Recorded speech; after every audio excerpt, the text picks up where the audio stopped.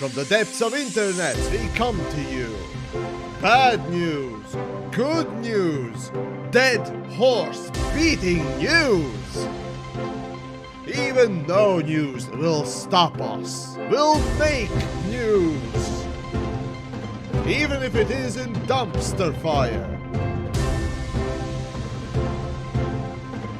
We bring you integrity, except when it's EA, Ubisoft, Bethesda, Star Citizen, practically all of them.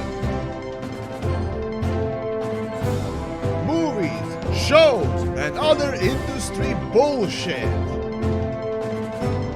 This totally is not a waste of time, but it sure is. Space Waste News!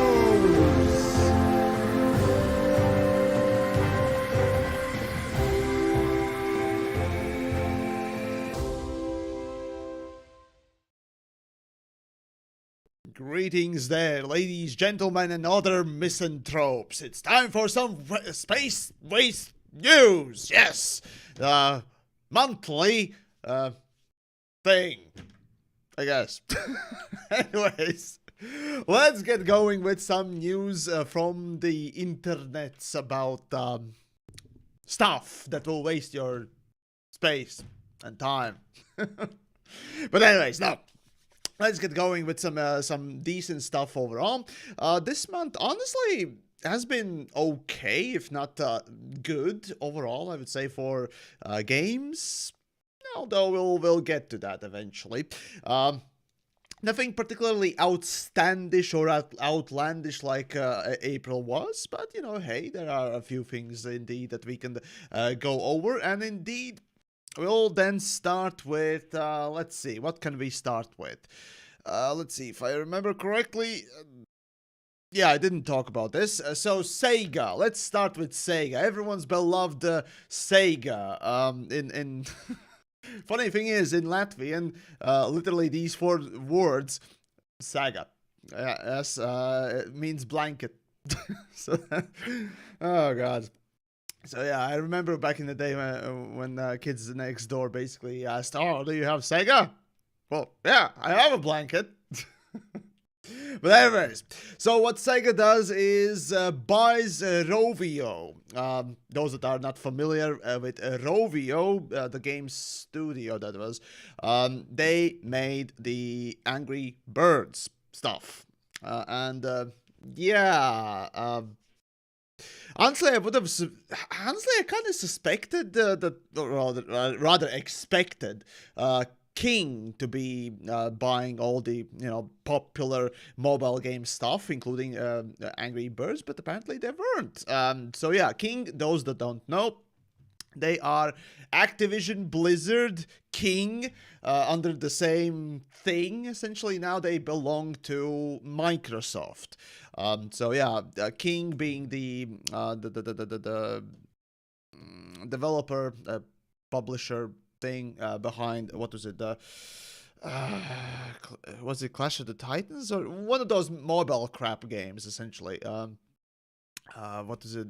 Oh, they had a couple of other games as well, but yeah, basically they were the mobile market leaders, if you can call them that. Really, they are gaining the most money, and that makes them quote unquote leaders in the eyes of many. I would say Clash of Clans. There we go. Thank you, Jets. Wonderful to have you. Right. So, yeah. This acquisition, honestly speaking, is it's odd because I kind of expect really that Rovio would be able to just continue working. But the interesting thing about mobile games is that once Kings, the typical best games that you would think of, or at least the most popular ones on the mobile market, they've waned in popularity a lot. So honestly, if you think about it, it's not really much of a surprise that they are finally being acquired by somebody. Because, well, let's be frank, Angry Birds hasn't had the most success in a while. If you look at their last releases in while, oddly on YouTube's, I was searching through videos, and one of videos was literally talking about the Angry Birds and their history, essentially. Not the company, but the game releases. And there were a lot of stinkers, like genuinely a lot of stinkers, and you'd expect that to sort of have an impact overall, and it has. Clearly, having having been acquired is yeah, an out for at least a few people within the company. So there you go. Right, moving on then to probably the biggest story of this month. And that is Unrecord. Those that did see my video about it. Unrecord is this super hyper realistic looking police body cam like video game in progress.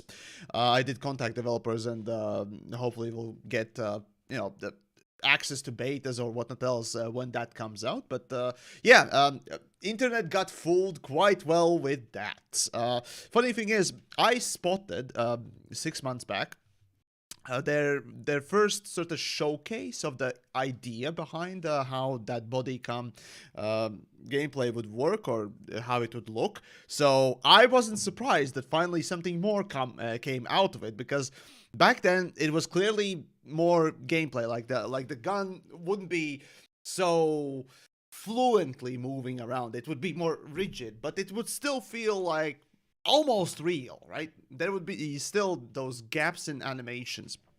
However, now with a trailer that they released just recently, it fooled a lot of people. Myself not included, because because I knew that past tech demo that they did release, and it was good. It was good, and certainly indeed the Unrecord right now, the latest trailer was genuinely really cool to see. Overall, how they have improved it, and how fun. Well, not fun, I would say very interesting indeed it looked. How each individual little things, mechanism wise, worked to sort of portray that sort of realism in there. The funny thing is, it's running on Unreal 5 engine, but the thing is, it's not particularly technically difficult. The thing is, a lot of people say that, oh, well, it's gonna run like crazy, like it will need a great, amazing PC to run it. But no, that's the thing. The effects, visuals, yes, they look on video quite nice and all, but we've seen this before, sort of very realistic looking textures, graphics, and so on and so forth. What made it so unreal was a couple of effects, like the exposure change at the start, when you basically look outside of the window, everything's blown out, and then you finally tune into the exposure of it, going the same way inside as well. So that was the trick of the camera or post-processing that definitely worked, and we've had those tricks before. A lot of games actually use that constantly. We just don't notice it if you don't pay attention. So yeah, that trick is done. The camera shake also, it's been done. It's just that animations are really good. The handling of this movement is really, really good and well refined. So Unrecord, it's technically not impressive because, well, I would say it's standard. Standard Unreal 5 looking graphics and textures and so on and so forth. What is unique about it is the animations handling and effects being put on it. And that's hopefully what we are slowly getting into nowadays. Less graphical push, more gameplay and technical features, rather than, just hey, we got X amount of polygons in this gun or this butt. We've come to the place where we actually can make good games look, or rather, games look really good for relatively low budget on performance, and generally speaking on just the visual texturing of it. So yeah. So it's interesting. It's certainly interesting, and it's funny that it's also made. Well, Unrecord is made and developed by French developers. So that's a really interesting one, because you'd not really expect French to go after that sort of hyper realism. Um, at least, the country is not exactly known for that sort of game production. Ubisoft is theirs thing, so but no, we'll see. Well, of course, we'll see how it goes, and when it comes out, I will be covering. So definitely looking forward to it, and yeah, it's something really cool, and it just shows that you need good ideas and basically knowledge of the code, or rather simply a vision, I would say. Yeah, vision and an ability to execute this vision rather than just a pure technical, you know, blasting. Because yeah, we've since overpassed that need for more pixels, if you will. Sure, it's always nice to have, and ray tracing is another feature that definitely is really nice to have, and I want ray tracing everywhere, or path tracing, whatever. Um, later down the line, path tracing, ray tracing is again. It's a technical change, but yeah, that is the future of the visuals, absolutely. Unless of course you're playing 2D games, in which case, not so much.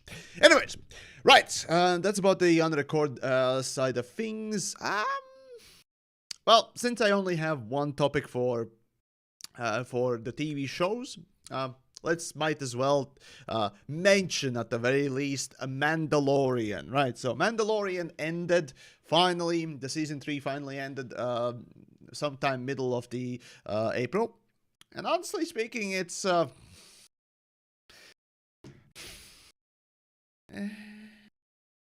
I don't know. It's fine. It's definitely a bright spot within Star Wars canon, I guess, or media, I would say. But honestly, I don't know, this season well, yeah, I mean, generally speaking, Mandalorian season 1 had a really nice result overall by the end of it. Just a simple, small story, right? And it's done. Second season tries to build more lore and then tries to just expand it, not expand it really, just wheel spin sometimes, but expand it in a grander sense that there's a bigger story going on, and season 3 finally concludes it. And yeah, season 2 was the highlight. They already member buried the fuck out of the season 2 with what was it, the Jedi training, Grogu, blah blah blah, all that stuff. So honestly, we didn't really need more, but now season 3, more Mandalorian stuff, specifically about the Mandalore itself. Did we really need that? No. Originally, Mandalorian was just one dude in a admittedly cool costume, and that's about it. But now there's a whole fucking religion and the whole armor set and culture around that one outfit. Literally one that outfit. It's just, I'm annoyed. I'm annoyed by the fact that Star Wars just can't properly expand. Hell, the animated series actually expanded on the Mandalorian stuff quite a bit. The armor was really just for the guard and army and stuff like that, but not literally everyone. And yet the show just can't not have that armor constantly plastered everywhere. And I get it, but it almost feels like it's lazy. It's lazy. That's all I could say. But the show itself, well, it ended. It's worth a watch, I would say. It's definitely worth a watch. It's a decent sort of adventure romp, if you will. And the ending of The Mandalorian, their season 3, it was all right.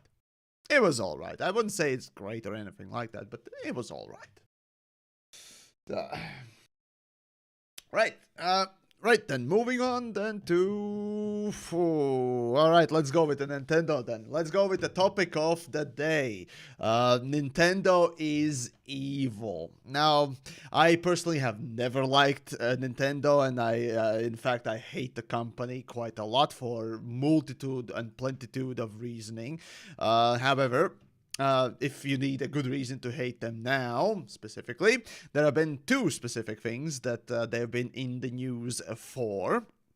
So the first one was that Nintendo struck Point Crow, a fellow creator by the name Point Crow, with basically bullshit DMC. Well, yeah, DMCA strikes there to remove the content, essentially. Of course, I would recommend you go take a look at Point Crow's coverage of what happened, why it happened, and how they used the system to strike him several times. Basically, what pertains is that they struck Point Crow, who often does a modded version videos of just fun stuff or some sort of challenge sort of videos. Let's say, not Zelda, but yeah, Legend of Zelda. Not Wind Waker, but what was the last one? Breath of the Wild. There we go.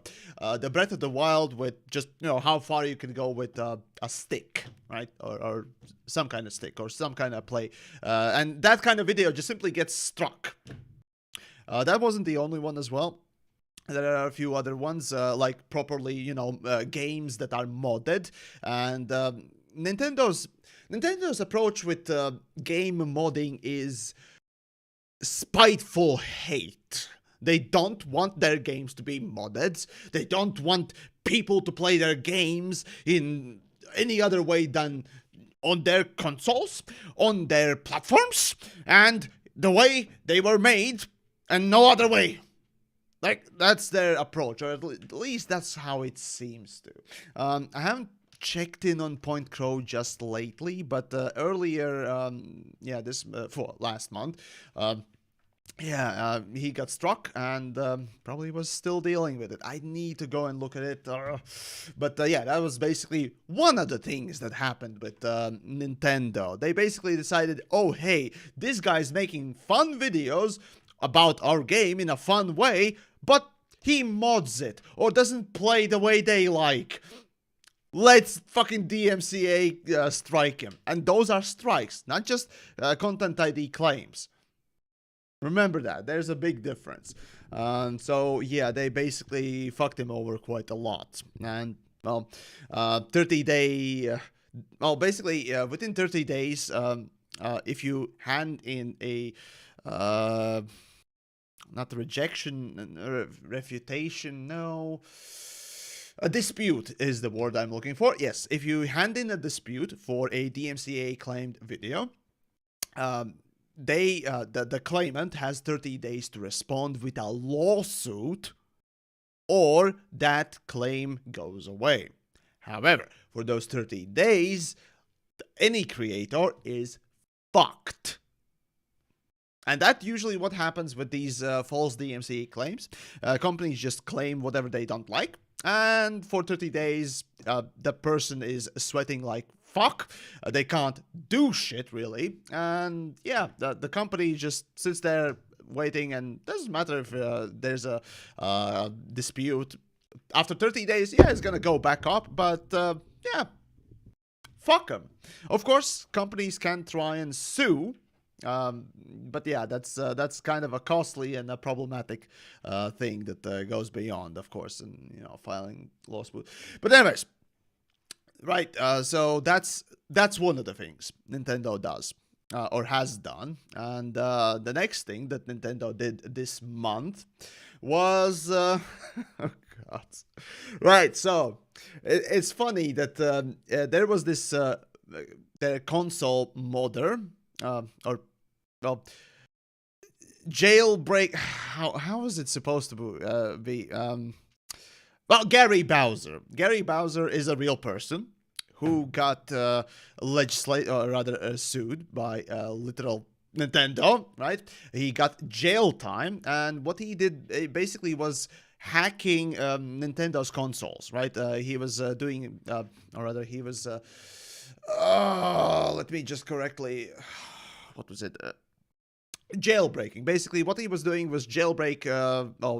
or hack these consoles, many different kinds of Nintendo's property, essentially, and allow pirated content on it, essentially, by jailbreaking them, essentially, and then making a business out of it. He was part of a team, and he got basically shafted and got fucked over with legal system. And technically, yes, he was in the wrong. So yeah, jailbreaking like that, and then allowing pirated content to run on these devices, blah blah blah. That's not, especially making a business out of it, is not legal. And he got, let's see. Oh gods, what was his sentence? If I remember correctly, it was like 10 months. Give me a moment. Let me look up the story real quick. But yeah, let's see. Gay Bowser was settled in Nintendo lawsuit. Bowser was a member of yeah, group that have yeah, jailbreaking, blah blah blah. But how much time did he spend in jail?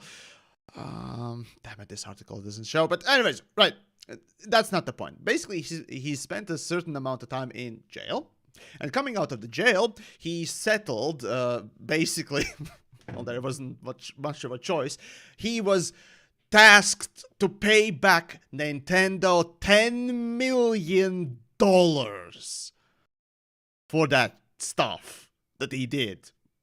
Just jailbreaking a couple of consoles, and yeah, 10 million, life-ruining sentence. Basically, he's gonna spend his rest of his life paying back Nintendo for the shit. And essentially what Nintendo is trying to do with this sort of a statement and life-ruining sentence, if you will, or settlement, is try and send a message, I guess, that they don't want things to be done a certain way, and that they will go after, tremendously after everyone, basically.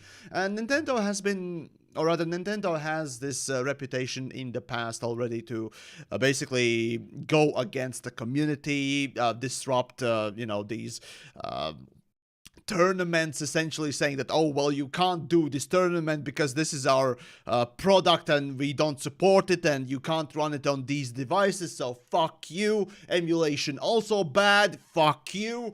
So yeah, we're gonna literally sue, and we're gonna cease and desist you, and literally do everything in our power to fuck over the community, even when that, literally in the cases of tournaments, is not a bad thing or not even illegal thing. Because again, emulation is sort of a gray zone. In fact, it is, well, legally speaking, oh gods. Well, I'm a legal layman, so obviously don't take my word for, any kind of legal advice or blah, blah, blah, blah, covering my tracks. But as far as I understand, it's emulation is not really illegal.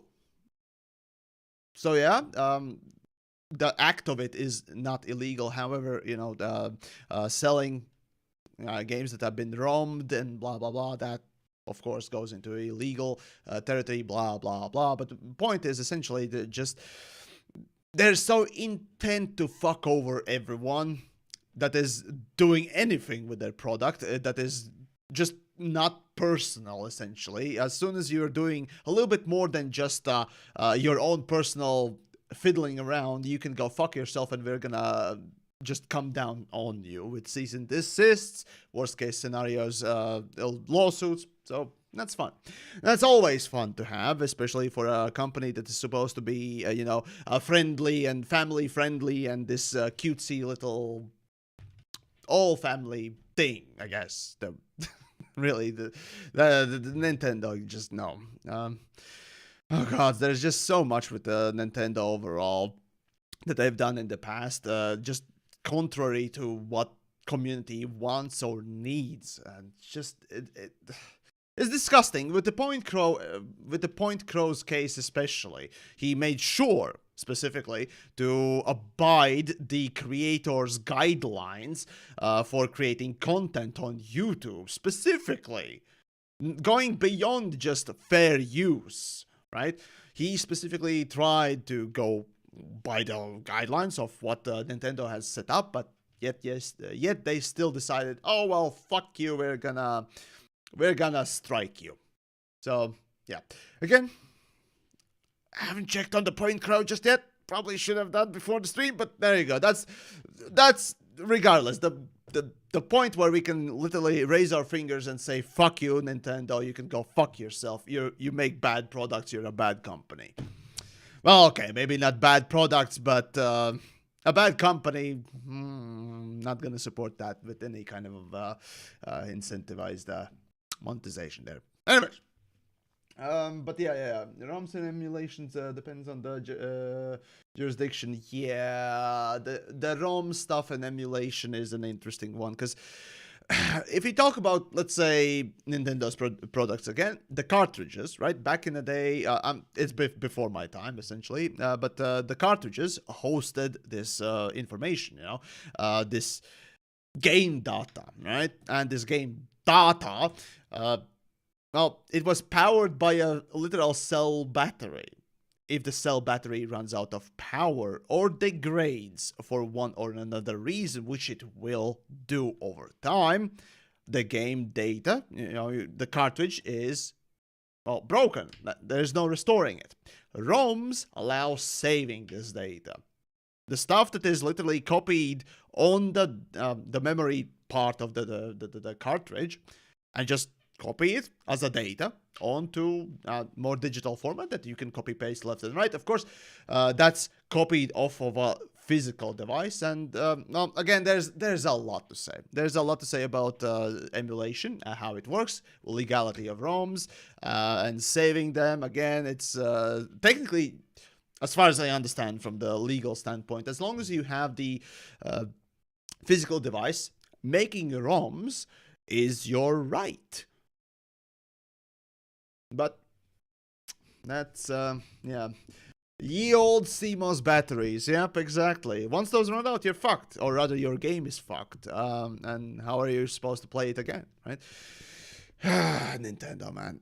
Alright, anyways. Moving then on. Alright, so remember to always say fuck you, Nintendo. And I strongly urge you not to buy their products. But hey, everyone can. You can't dispute the fun aspect of their games. So do what you will, but I recommend against it.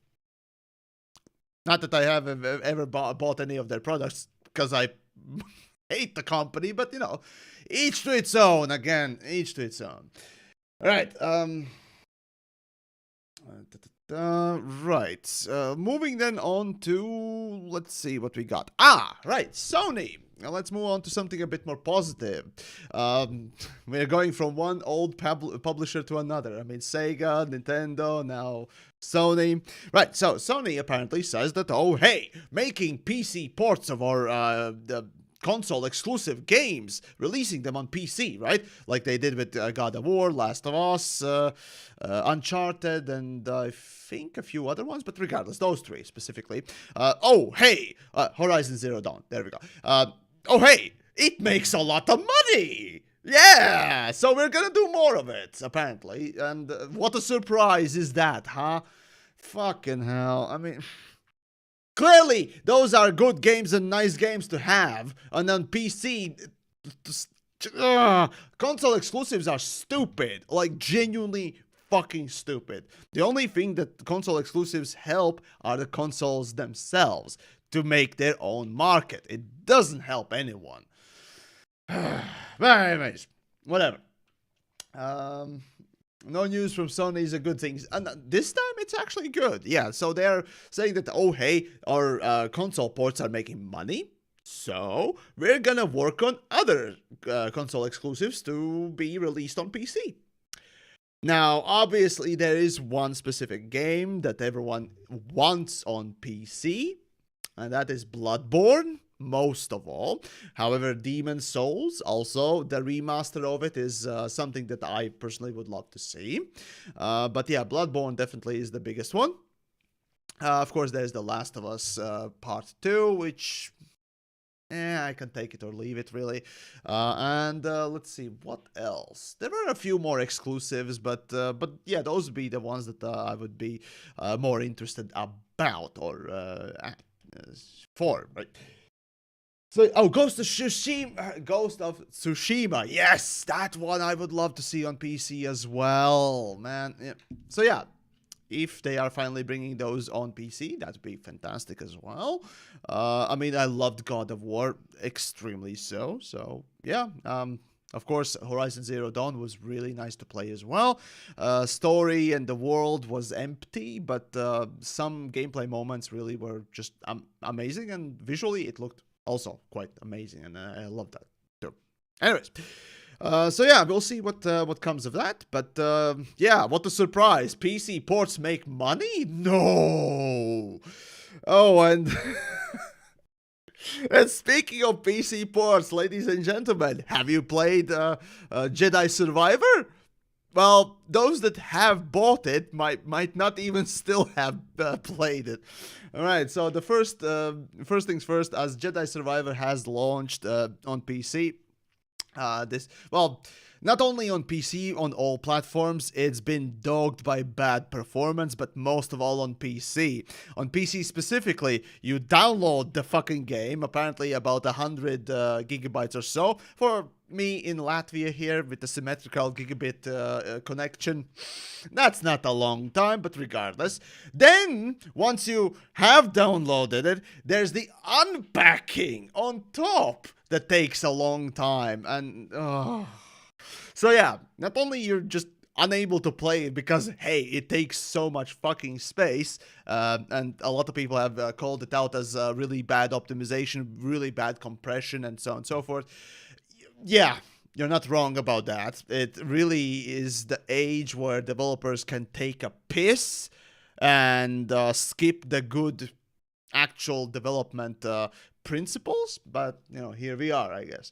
So yeah, but the performance on PC specifically has been very poor as well. So yeah, it's fun times being EA once more. So yeah, the last what was it? What was the last Jedi game that was apparently okay, if not good even?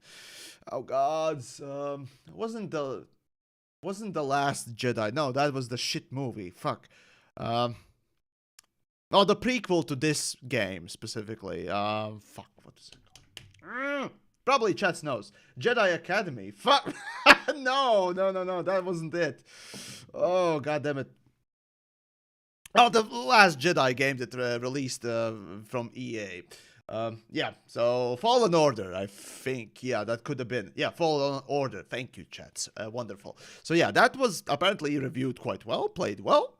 But yeah, the funny thing is I spotted a little bit of gameplay on Twitch, so I decided, well, okay, fine, I'll take a look at how it plays. And the jumping mechanics, the animations felt weird.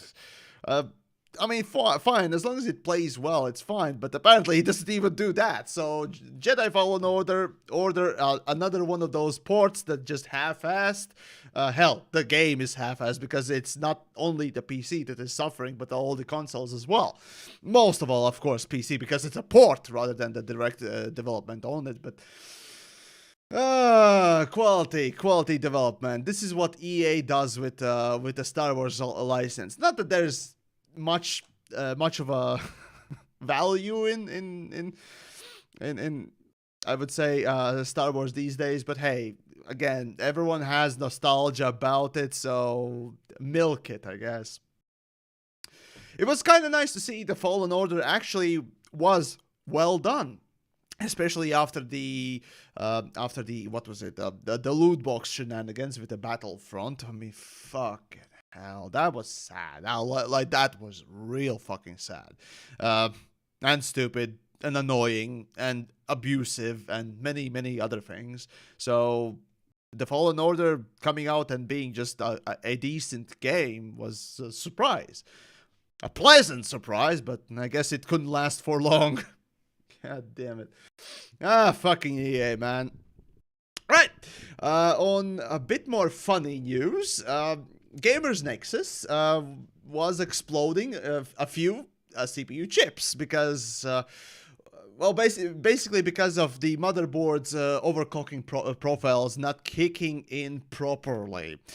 So in the last couple of days, Gamers Nexus has been testing out Ryzen 7 7800 X3D chips. Not the top line X3D chips, but more affordable gaming chips that are supposed to be really, really good, and they are. However, what happened there with the story was that essentially motherboards would simultaneously cook themselves and the chips because of bad OC profiles and because other technical things that didn't turn on to prevent overvolting, over power send rail technical thing. I English today very good, yes, but yeah, if you want to know more about Ryzen chips essentially not exploding, but burning both the motherboards and themselves, and potentially what came of it, go check out Gamers Nexus, definitely. Apparently, AMD has been releasing new BIOS revisions to fix that problem. Whether or not, they really work, again, Gamers Nexus, go check them out. But yeah, if you have one of the 7000 series chips, especially the X3D chips, update your BIOS. Update your BIOS. It's yeah, might be cooking. All right. Oh God. Oh, here we go. You remember Starfield? Yeah. So Starfield. Recently, news appeared that there is Starfield open beta when you're searching, doing a Google search, and that obviously is a scam. So, if you Google right now, I think Google might have removed the links, but basically, a little while back, at least, the Starfield open beta has been surfacing on Google searches as a sponsored link, as a top link, right? And that's a complete fucking scam. Just for the public service announcement, I guess I have to mention it. I mean, if you follow my channel, you probably you would have heard about an open beta or something happening with Starfield. Definitely. But considering that the Starfield's extra gameplay showcase, whatever you want to call it, from Bethesda, basically them squatting down and shitting all over us, is gonna happen in June in their developer direct, or how did they call it? Their showcase, basically. They will be showcasing more about Starfield. So getting an open beta before that, if you're stupid enough to fall for it, you might need to get your head examined. Like, genuinely. And hell, let's say you didn't follow the news. Fine, but no. I don't believe anyone watching right now is quite that gullible. So let's just point and laugh at a silly attempt from yet another scammer to do silly scams, I guess. So yeah, just look at that. Actually, might as well take a look at it. Hold on, Starfield. Let's see. Do I get the link myself? Malware scam disguising a Starfield open beta. Don't get fooled by Google. There's a Starfield open beta scam. Okay. It's been reported about a month. Well, not exactly a month ago, but yeah, a few days back. Oh God, come on. All right, well, there we go. Yeah, okay, now Google search is full of them. Okay, everyone should be in the know about it. But yeah, a couple of days apparently that was the case. Jesus Christ. All right. Moving on then to what we got. Dead Island. Yeah, how about that? I finally got my review copy. I streamed it yesterday. So I probably will be making a review on it. I'll see how much time I have for it, but it will come a little bit later. But yeah, you can expect that. I might actually stream it a little bit more myself, so look forward to that. Probably tomorrow. Oh wait, no, fuck. Speaking of that, tomorrow. All right, Dead Island. Let's finish the topic. Right, Dead Island 2. it's better than it has any right to be. It's better than it has any right to be, and that's a good thing. Considering the development hell that Dead Island 2 came or went through, it certainly, yeah, has no right to be as good as it is, and yet it's not good. Uh, Thing is, yeah, Dead Island 2 is not good. I didn't say it's bad, but it's not good. Remember that. Remember that thing about me and my evaluation. Saying it's not good does not mean it's bad either. Saying it's not bad does not mean it's good. Very important distinctions. Let's dispense with the shit lexicon or language nonsenses. And let's just talk straight on, I guess. But yeah, no. Overall, I would say it can be enjoyed, especially if you have friends. It's almost as fun as the old Dead Island, but I would say Dead Island 1 was a lot more fun. Map size, it also was, honestly, kind of felt larger. I don't know, I like the Dead Island 1 more. I need to probably install the Dead Island 1 again and try it, just for reference sake, but... yeah, it has a leveling system, so you know immediately that is basically garbage. Gameplay, basically everything levels along with you, and that makes for basically not enjoyable progression. Because, well, hey, you might be dealing 2,000 or 10 points of damage. Doesn't really fucking matter as long as the enemies are the same level, right? And you really can't.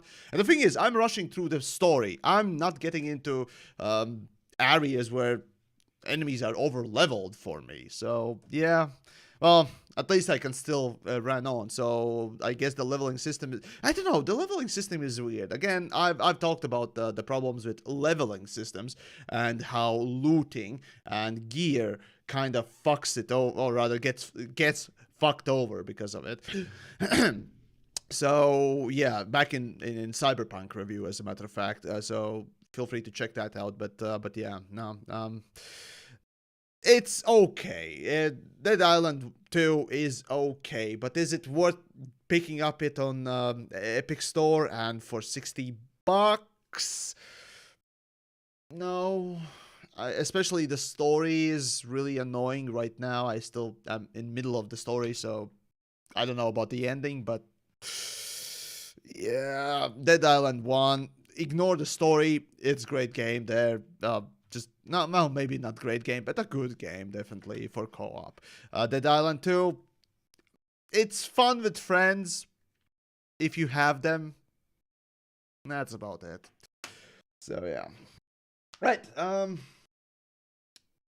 right, so, moving on then from Dead Island. Yes, tomorrow, if I remember correctly about the release day, tomorrow or later today, it doesn't really matter for me, Redfall is coming out. Bethesda's super promoted Redfall game that is, or at least what seems to be, very much like a Left 4 Dead, but with vampires, basically. Kind of. However, it is developed by Arcane Studios. Arcane Studios is known for developing and releasing one of the more known immersive sims. Prey is one of them. So yeah, Prey, Dishonored, so, and a few other games. God damn it, I forgot about all of their games. But yeah, essentially, they're known for immersive sims, and thing is, Redfall doesn't look like an immersive sim. It looks like a literal Left 4 Dead clone.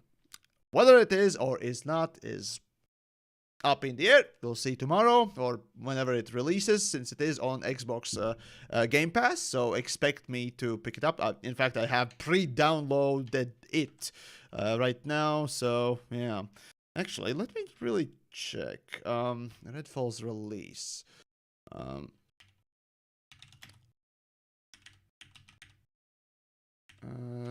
Date. Redfall's release date. It is tomorrow, yes. So it is releasing tomorrow, so expect me to stream it. So we'll see what's what. But yeah, it's a weird weird choice for an, or rather, I would say that it is Bethesda who's forcing them to make Redfall. Really, Deathloop was questionable, frankly speaking. I kind of wanted to play, but after seeing a couple of reviews, I'm just no. Um, oh God, Wolfenstein Youngblood was done by them. Jesus Christ, that was a piece of shit. Well, Dishonored was really nice. Prey was really nice. To a point, I frankly enjoyed Dishonored far more. Though Prey can be respected. Though the name Prey shouldn't have been on it, but no. Bethesda. So yeah. As for Redfall, I'm not sure. I'm really not sure. But anyways, we'll see when it comes out. Now, oh gods, we still have lawsuits. Okay, so remember Monster Energy? You know that that thing? Yeah, the Slurpee juice of toxic matter. Yes, Monster Energy decided, hey, we're gonna do Monster Energy things and start suing people again. In the past, Monster Energy has been already notoriously litigious, attempting to scare anyone using the word monster. Or basically trying to capitalize or monopolize word monster everywhere. Be that a small little fishing store, Monster Baits and whatnot else was the name of it. Trying to sue them or send them letters telling, oh, change the name or we're gonna sue you. And going up until the last month when they tried to sue an indie game developer for using word monster in their goddamn game name. So, what do you think was the name of the game? Let me just pull it up so I can get it properly. But so Monster Energy tried to sue a game developer who made a game called Dark Deception: Monsters and Mortals. Yeah. Welcome to the world of dipshit litigious cunts. Oh, it's great. So, as the article mentions, basically Monster Energy has filed against. All right. Examples of trademarks that Monster Energy has filed against include Monst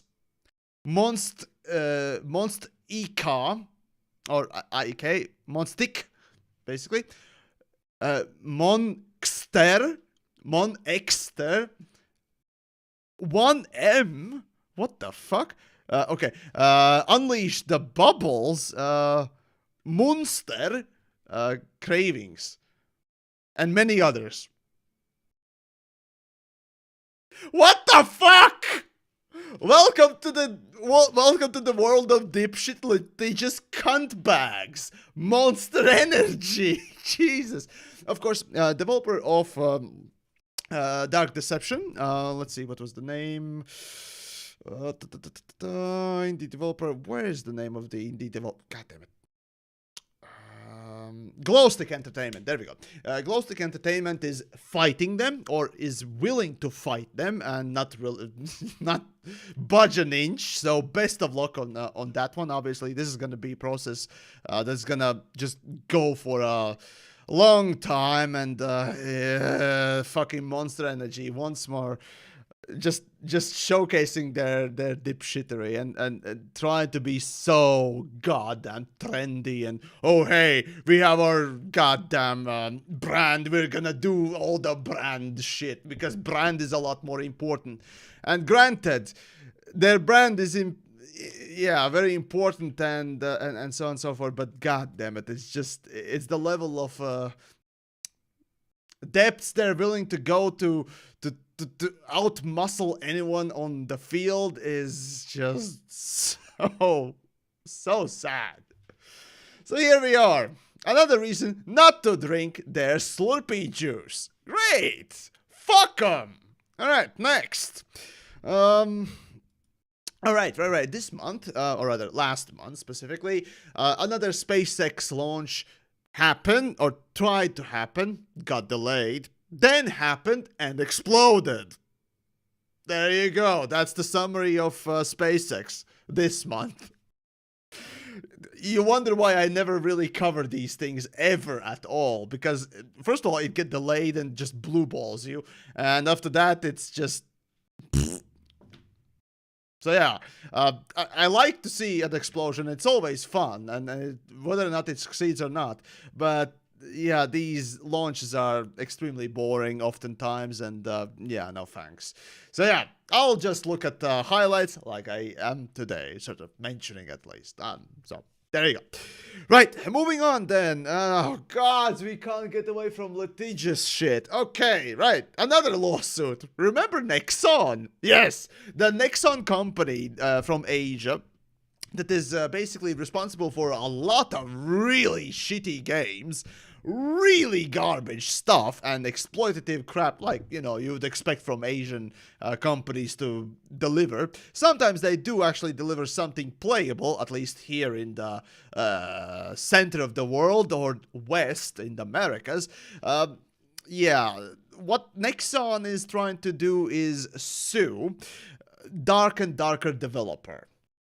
Now, this story has been developing over a while. Basically, Nexon is saying that we had this very similar game that was being developed, and developers from that studio decided to not work with Nexon anymore and go make their own game.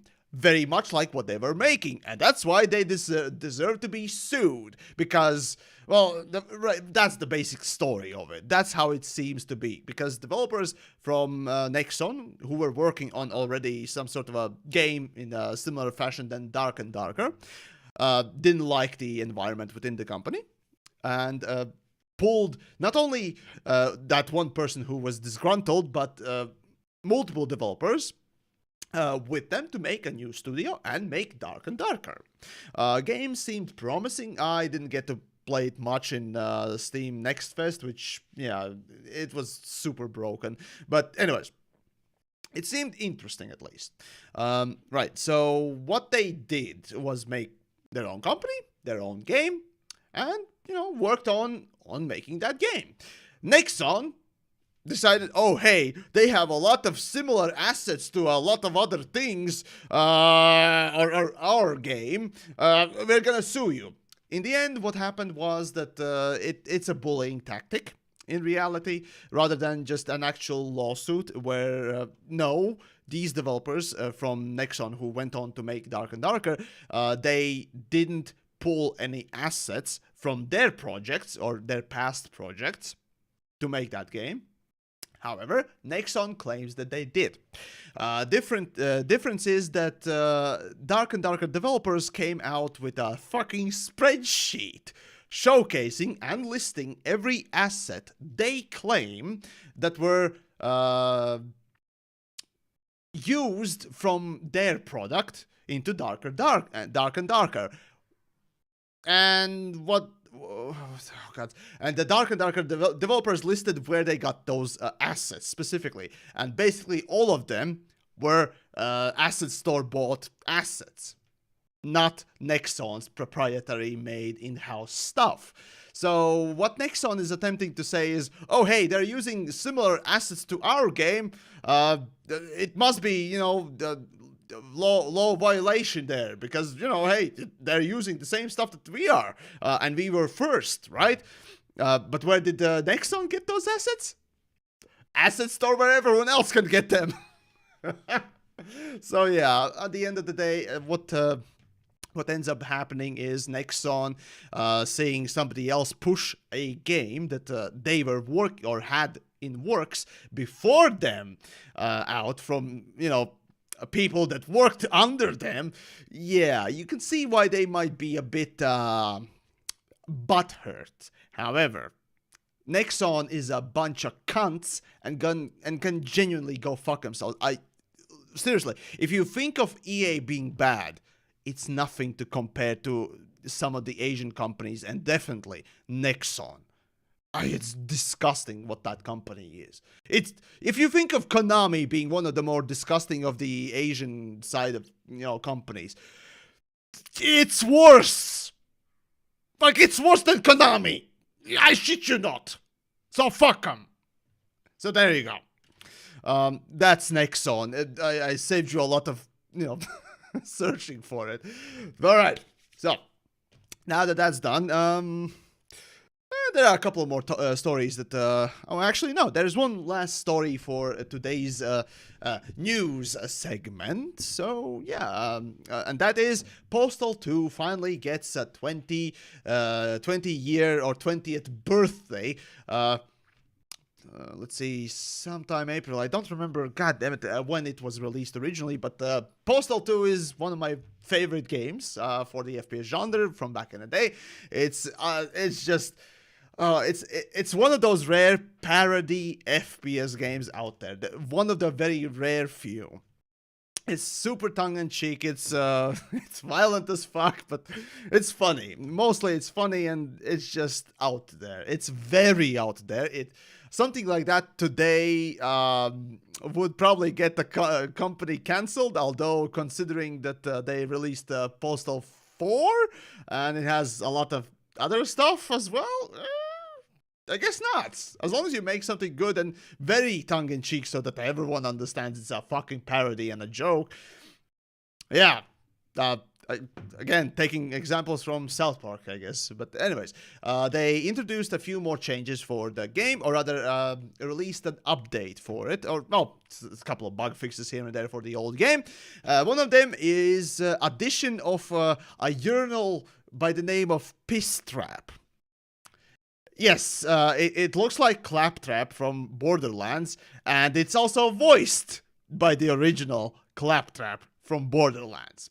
So if you have a, maybe some, or rather, if you needed an incentive to go and check out Postal 2, go do it now. So yeah, it's pretty funny. I still like the game. I still really enjoy it. It's sad that Postal 4 really just kind of is a bit fart at most, but hey, Postal 2 still exists, and it's funny to play around with it. Anyways, that's about it for this month in the news segments. Hopefully you enjoyed it, despite my stuttering, mumbling, and poor English. Yes, I don't know, it's one of those days when I just simply can't function properly, I guess. But regardless of that, look forward to the next month's Space News, or take a look at the other past broadcasts. And, well, if you enjoy and want to support the content I make, go check out the Patreon, subscribe to the YouTube's, Twitch, check out other things, join the Discords, and, all that good stuff. Links down below, so take care for now, and remember, fuck Nexon, fuck Nintendo, fuck EA. Be very careful about Sony. They're kind of doing okay and not okay stuff sometimes, but okay. Check your BIOS for your CPU, and definitely don't fall for the fucking Starfield open beta scam. Oh, God. All right, well, take care.